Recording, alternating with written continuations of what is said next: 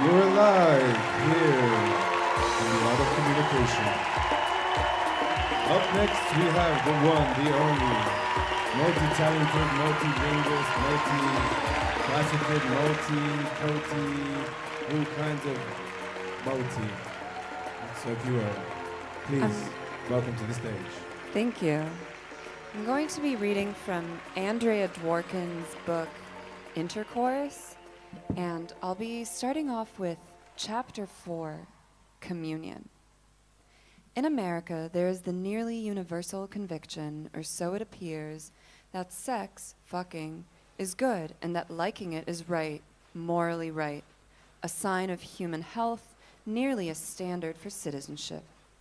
Even those who believe in original sin and have a theology of hellfire and damnation express the American creed, an optimism that glows in the dark. Sex is good, healthy, wholesome, pleasant, fun. We like it, we enjoy it, we want it, we are cheerful about it. It is as simple as we are, the citizens of this strange country with no memory and no mind. The current argument on sex between the right and the left is not about the nature of fucking as such. It is strictly about whether or not this good thing is good outside marriage or between persons of the same gender, however they manage it. In other words, writes Maribel Morgan, interpreting scripture, no less, sex is for the marriage relationship only, but within those bounds, anything goes. Mabel Morgan's The Total Woman, a manual for wives who want to get their husbands to fuck them and maintain a cheerful attitude and a belief in God at the same time, spawned classes all over the United States, including churches, to teach conservative Christian women how to act out the so-called fantasies of their husbands with costumes and props. The left prefers many partners to one, and Hustler's meat grinder cover, in which a woman is fed into a meat grinder and comes out as ground beef, expresses food preference. Men like women and men like hamburgers. On both the right and the left, a citizen had best be prepared to affirm her loyalty to the act itself. Ambivalence or dissident impugns her credibility.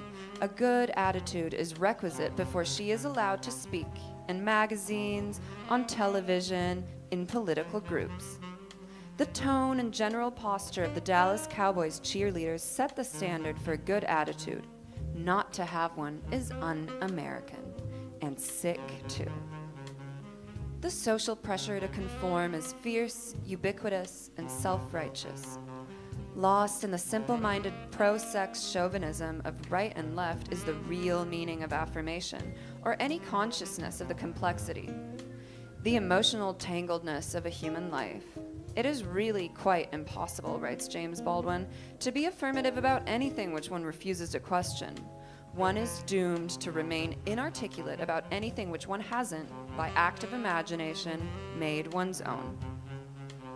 There is no imagination in fetish-like sexual conformity. And no questions are being asked in political discourse on sex about hope and sorrow, intimacy and anguish, communion and loss. Imagination is both aggressive and delicate, a mode of cognition unmatched in its ability to reveal the hidden meanings in reality, now the likely shape of tomorrow. Imagination is not only synonym for sexual fantasy, which is only, pathetically, a programmed tape loop repeating in the narcoleptic mind. Imagination finds new meanings, new forms, complex and emphatic values and acts.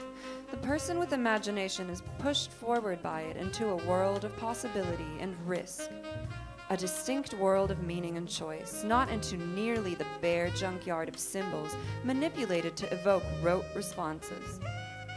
The paring down of the vocabulary of human affect to fuck-related expletives suggests that one destroys the complexity of human response by destroying the language that communicates its existence.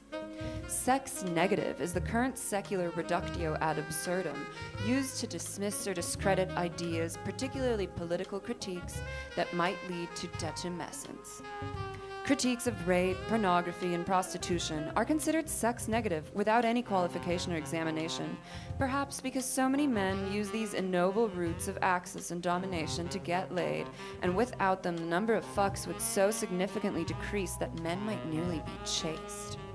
There's an awful poverty here in this time and place, of language, of words, that express real states of being, of search, of questions, of meaning, of emotional empathy, and even of imagination. And so we remain inarticulate about sex, even though we talk about it all the time to say how much we like it, nearly as much, one infer, as jogging. We like jogging. Americans like jogging. Americans like sex. Nothing is one's own, nothing, certainly not oneself, because the imagination is atrophied, like some limb, dead and hanging and useless, and the dull repetition of programmed sexual fantasy, such as pornography, has replaced it. When's the last time you ever imagined something truly arousing and exciting? In the novel Another Country by James Baldwin, a talented, tormented, violent musician named Rufus has committed suicide. He is tortured by the memory of a woman he loved and destroyed. Nothing can assuage his self-hatred for what he has done to her. He knows what he has done and what it means to have done it. Those around him tell him to know or encourage, or to have him forget. But what he did to her because she was a Southern woman is too close to what this country does to him every day because he is a black man he cannot know. Those at his funeral service are bitter because they have great hope that the promise of his life would redeem something of the cost of theirs. They're sad and angry, inexpressibly so, because their brothers, fathers, sons, husbands live on the verge of madness and suicide, self-destruction, as Rufus did. Like him, they die from the anguish of being alive. If the world wasn't so full of dead folks, the preacher tells them with a passion that tries to make sense of this death added to all the others, maybe those of us that's trying to live wouldn't have to suffer so bad. Being dead folks in Baldwin's world is nothing so simple as being white. Being dead is ignorant, refusing to know the truth, especially about oneself. Remaining ignorant almost oneself through a life of inevitable experience is hard. It requires that you have to refuse to know anything about the world around you, especially who is dying and who and where and when. Self-destruction is a great and morbid bitterness, which one enjoys what one knows by destroying oneself, and the preacher, hating the self-destruction, finds an ethic that repudiates it. The world's already bitter enough, is what he says. The world's already bitter enough. We gotta try to be better than the world. Thank you.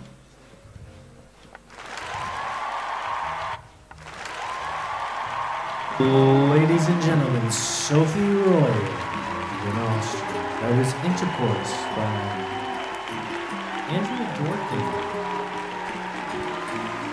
We're live on the broadcast Beaux-Arts. This Do you is think- the art of communication here at Agnes B. We'd like to thank the French taxpayer today. Un grand merci pour la puissance pays de taxes en France, parce que tout le matériel ici, c'est la propriété publique française. Merci la Beaux-Arts et merci Madame Agnes Bale. Up next.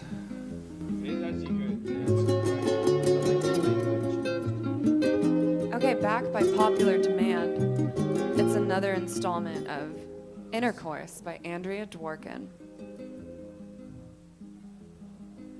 Truth is harder to bear than ignorance, and so ignorance is valued more, also because of the status quo depends on it. But love depends on self-knowledge, and self-knowledge depends on being able to hear the truth.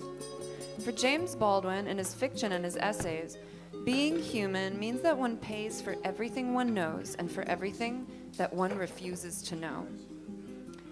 You have to, in order to live, finally make so many difficult and dangerous choices that the one thing you're really trying to save is that which you lose. And what you're trying to save is your ability to touch another human being or be touched by that person. This ability to touch and be touched is at stake always in our modern society, in every choice toward or away from knowing anything at all about the world or oneself And this ability to touch or be touched is the simple ability to love, so hard to save because hope is so hard to save, especially when it must coexist with knowledge.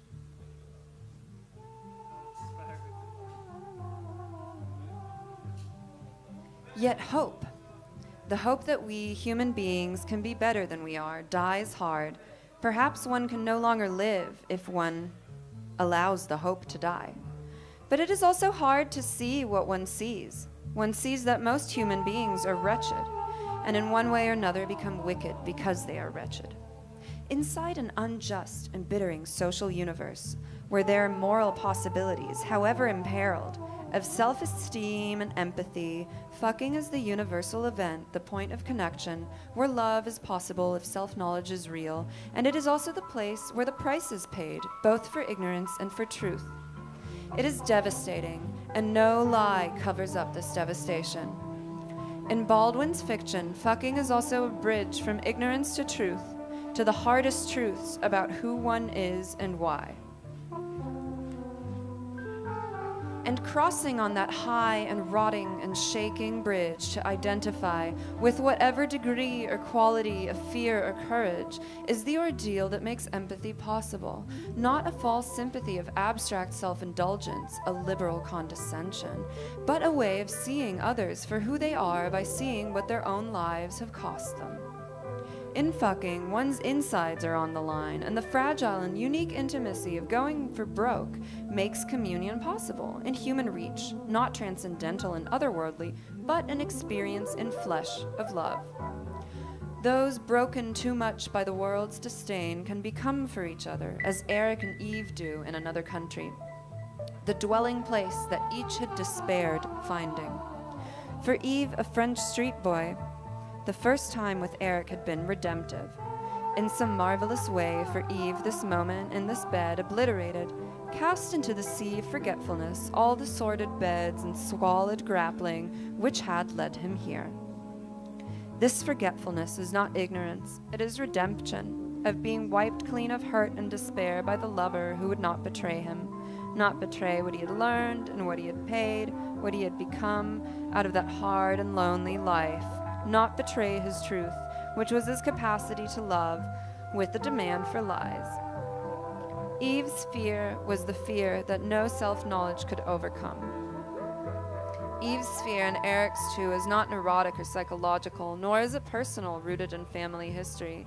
It is a fear based on the recognition of life's impermanence, a fear of being known, being seen, and known in all one's awful trouble and shabby dignity, having a witness to what one is and why, and then to lose that astonishing grace. Life does not tolerate stasis, and there is no way of protecting love.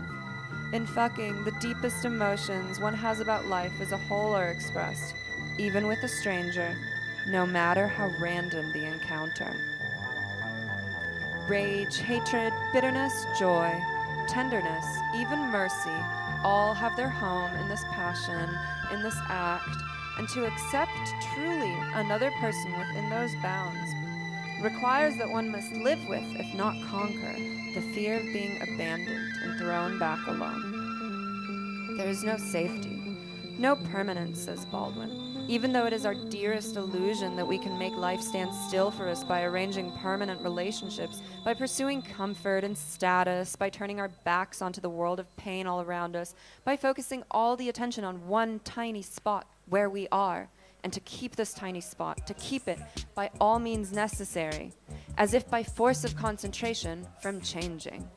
But human emotions force change. If we believe in entropy, that forces change. Human emotions are huge, turbulent, and deep. One swims or one drowns, and there is little respite and no rest. Fucking is where and how, why, when these emotions become accessible as both self-knowledge and truth. Eric saw an anguish which could scarcely believe it was in the world. One can bear truth, however, if it carries one toward love. What is unbearable, what cannot be survived, is the long, merciless act of hating. Hatred, which could destroy so much, never failed to destroy the man who hated, and this was an immutable law. This moral absolute is the underpinning of his work, joined by the immutable law, again, a law of mortality. People pay for what they do, and for more, what they have allowed themselves to become. And they pay for it very simply, by the lives they lead. This morality is unsentimental, harsh. It is also detached, a neutral, observed reality. Baldwin's use of fucking to explicate this morality is astonishing in that it necessarily precludes any simplistic interpretation of fucking as good or bad. Simple pleasure, simple sin.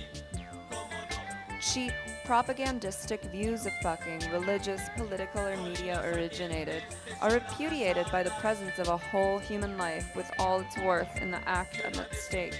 The meaning of this life and its passage is illuminated by the act. The intercourse itself essentially reveals who one is and has been, what one has lost or found, what one is willing to know, whether with cruelty or grace. This is a morality rooted in passion, in flesh, and human intimacy, in which anguish and possibility are each a part of the other, and willful ignorance of the world is the basest sin. And in this morality, when fucking is hatred, when fucking is revenge, then fucking is also hell. A destruction and violence and suffering of self-knowledge and self-esteem. The destruction of a human being, someone else perhaps, or certainly oneself. He glimpsed for the first time the extent and the nature of his loneliness and the danger in which this placed him, and wished he had been nicer to him. He remembered that Eric had loved him, and then Leona had, and he had done to Leona what he had done to Eric. But Leona had not had any deformities, and he had used against her the very epithets he had used against Eric. He knew she loved him, and would stay with him, and wanted his love back, so he would humiliate her. Her family came to get her. Was there something I did? There is no analysis of Leona's life in James Baldwin's book, not what drove her or why, only except for that her humanity, her capacity to love, comes from what she has already suffered. Her bravery is surviving her husband, her family, the loss of her child, leaving the South to try and make a new life, especially a hard life. I do not mean to be sentimental about suffering, he writes in an essay, but people who cannot suffer never grow up. They can never discover who they are. This suffering, however, is not done in a protected environment or in the delusions of middle class. There is no foregone conclusion, no last-minute rescue, no great and inevitable triumph of good over evil. Survival is not guaranteed or even likely. One loves, one suffers. One strives to use what one knows, but none of it stands up against enough hate. In his fiction, both men and human beings suffer. Men and women suffer equally as human beings, a tragic suffering with an inner dignity, the dignity of having been worth more than this cruelty, more than this trouble and pain. No one deserves brutality because of who they are, their condition of birth, including being born female, and the women in this book are not asking for it. Instead, they are risking as much as any man risks to live and to love. In sex, there is the suffering of those who can love, and the more terrifying despair in those who are loveless, empty, those who must narcotize themselves before they can touch any human being at all.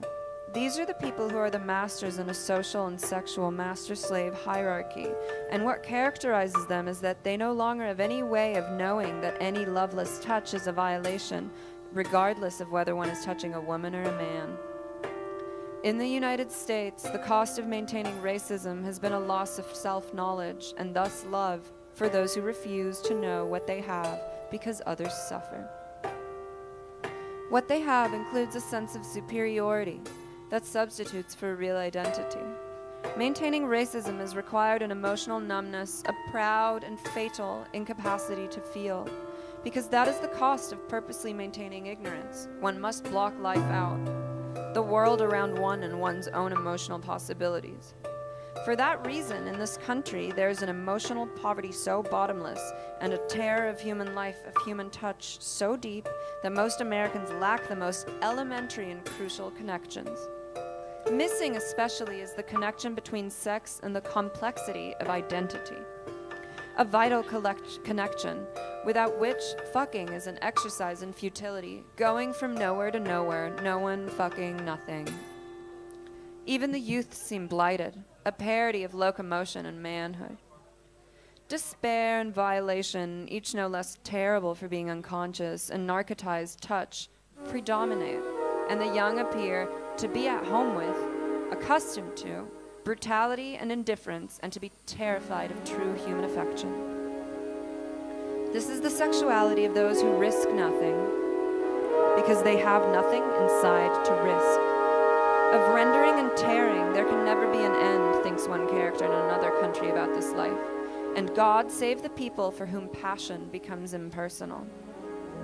Passion becomes impersonal when there is no person inside, no complex human being who is willing to know and to feel. It is not knowledge of someone else that makes passion personal. It is the knowledge of oneself. Self-knowledge creates the potential for knowing a lover in sex. Escaping identity, abandoning it, being absent from one's own passion, one's own history, the meaning of one's own need, allows for fever but no delight. In Giovanni's room, a young white man named David is running away from himself, this time from Brooklyn to Paris. He is especially running away from the emotional necessity which is his of loving men. One night, a teenager, he made love with his best friend and then abandoned him the next morning, not being able to face the friendship after the tenderness and sensuality, the emotional resonance too, of their lovemaking. We had our arms around each other. It was like holding in my hands some rare, exhausted, nearly doomed bird, which I had miraculously happened to find. That night it had seemed to him that a lifetime would not be long enough for me to act with Joey the act of love. However, shame and fear, driving him towards ignorance, his own sexuality, overcame his sensuality and love. In Paris, he reinvents himself. He is engaged to a woman he wants to marry when she has doubts and goes away to think. While she is away, he starts living with Giovanni, an Italian immigrant in France, a bartender he meets at a gay bar. Giovanni deeply loves him, but David is determined not to love, not to be loved, not to acknowledge Giovanni as the measure of all love for him. He writes, I was in a terrible confusion. Sometimes I thought, this is your life, stop fighting it. Or I thought, I am happy and he loves me, I'm safe. Sometimes when he was not near, I thought, I will never let him touch me again. Yet then when he touched me, I thought, it doesn't matter, it's only the body and it will soon be over. When it was over, I lay in the dark and listened to his breathing and dreamed of the touch of hands, of Giovanni's hands, or anybody's hands, hands which would have the power to crush me and make me whole again. Afraid of his own sexuality, he ultimately abandons Giovanni for the woman who has decided to marry him, and slowly he starts to hate her. And when I entered her, I began to feel that I would never get out alive, he writes. Giovanni, in despair, mortally wounded by the desertion, its cruelty, its cowardice, starts a descent downward into a netherworld of trading in on sex and commits a robbery and murder. On the night before Giovanni's execution, David confronts himself, his great failure of courage and love. I look at my sex, my troubling sex, and wonder how it can be redeemed. Shame, like hate, can kill love and make it dirty, but if one is brave, one will love, and one will find love that will defeat shame. Shame, unlike hate, can definitely be defeated. One older French homosexual, an exploiter at home in the underground world of gay bars and gay boys, has tried to tell David that he must love or shame will triumph, and that sex will only be dirty because you will be giving nothing, you will be despising your own flesh and his, and whoever woman you'll be bearding with. You play it safe long enough and you'll end up trapped in your own dirty body forever and forever and forever. Because there is no affection, there is no joy, touch but no contact. It's like putting an electric plug in a dead socket. And Giovanni, tormented by David's inability to love, wants to escape from his inner life of passion, from the commitment and involvement. Je veux m'évader, this dirty world, this dirty body. I never wish to make love again with anything more than the body. You have never loved anyone, and I'm sure you never will. You are just like a little virgin. You walk around with your hands in front of you as though you had some precious metal, gold, silver, rubies, maybe diamonds down there between your legs. You will never give it to anybody. You will never let anybody touch it, man or woman. You're listening to the sound of William Basinski's 1.1 in Intercourse by Andrea Dworkin.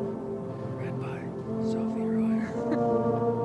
An inner chastity, an emotional rejection of the tangle of physical love that implicates and therefore compromises the whole person. Not being touched, not being contaminated by what Giovanni calls the stink of love, is a way to avoid the kind of pain that Giovanni is in. And instead of pain, Giovanni too wants the numbness. He wants to sleepwalk through life. What he wants but cannot have. Everything in him, from his heights and depths, his mysterious hidden source, came rushing together like a great flood barely channeled in a narrow mountain stream.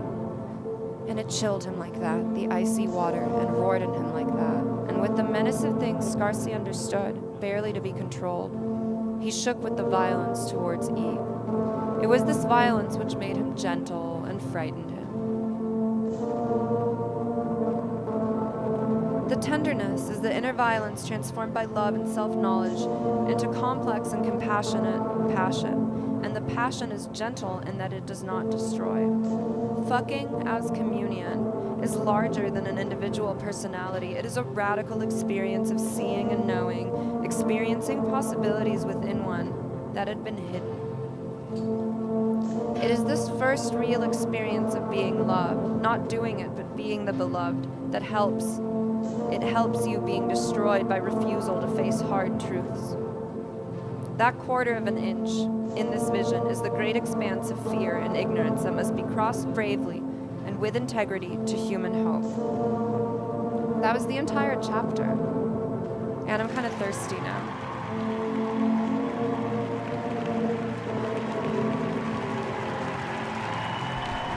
Thank you. Thank you, Sophie. That was very kind of you to take that moment of your Saturday reading to us. Oh, I love the word. We were getting pretty psyched out here.